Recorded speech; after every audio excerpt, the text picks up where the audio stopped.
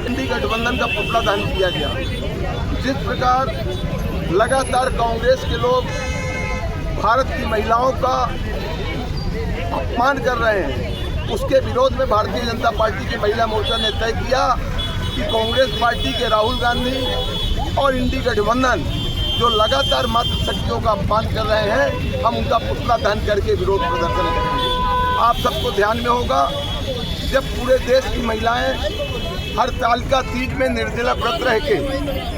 वो अपने परिवार की सुख शांति और देश की सुख शांति के लिए ईश्वर की प्रार्थना कर रही थी,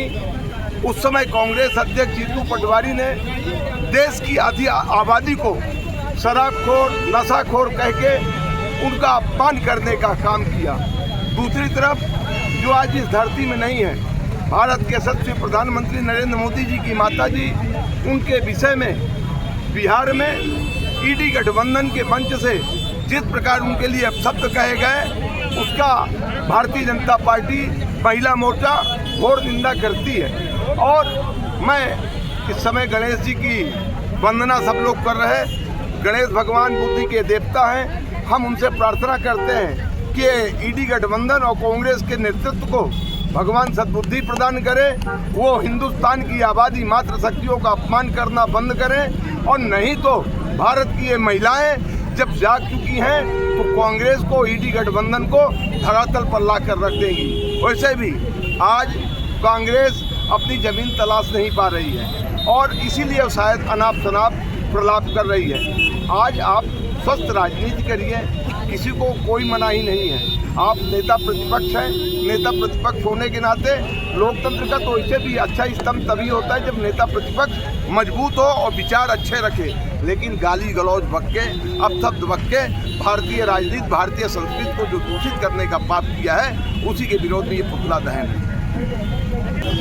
भारतीय जनता पार्टी महिला मोर्चा द्वारा आज देश के नेता प्रतिपक्ष राहुल गांधी जी और ईडी गठबंधन का पुतला दहन किया गया है, जिसका पुरजोर विरोध करते हुए भारतीय जनता पार्टी महिला मोर्चा जीतू पटवारी जी द्वारा जिस प्रकार मध्य प्रदेश की मातृशक्ति के संबंध में अपशब्द कहे गए हैं और ईडी गठबंधन के मंच से बिहार में जिस प्रकार से हमारे कर्मयोगी प्रधानमंत्री माननीय नरेंद्र भाई मोदी जी की ब्रह्मलीन माता जी के संबंध में अपमानित शब्दों का उपयोग किया गया है, यह इस देश की आधी आबादी कभी भी बर्दाश्त नहीं करेगी। ये इस स्थिति में है कि अपना मानसिक संतुलन खो चुके हैं और वो ये नहीं मान पा रहे हैं कि हम